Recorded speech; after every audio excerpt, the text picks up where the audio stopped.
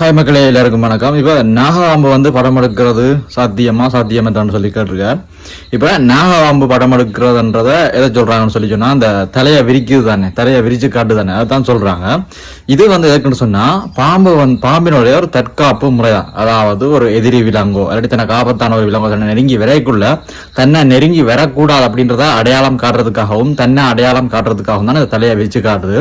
இதுக்கு பாம்பின் கழுத்து பகுதியில் இருக்கிற ஹூட் போன்ஸ் இது அதோட தலையை விரிக்கிறதுக்கு உதவி செய்யுது. இது பாம்பின் ஒரு தற்காப்பு செயல்முறை, நாகபாம்பின் ஒரு தற்காப்பு செயல்முறை தான் இந்த தலையை விரிச்சு காட்டுறது தான் படம் எடுக்கிற அப்படின்னு சொல்லுவாங்க.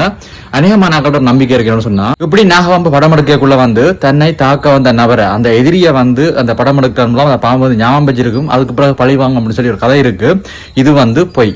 பாம்புக்கு அந்த அளவுக்கு ஞாபக சக்தி கிடையாது. பாம்பு அப்படின்றது ஒரு தனி உயிரினம். அதோட ஞாபக சக்தி அப்படின்றது தன்னோட உணவை தேடுறது மற்றும் உயிர் வாழ்வதோட சார்ந்துதான் இருக்கு. மற்றும்படி ஒரு நினைவுல வச்சு பழி வாங்குற ஞாபக சக்தி பாம்புக்கு கிடையாது.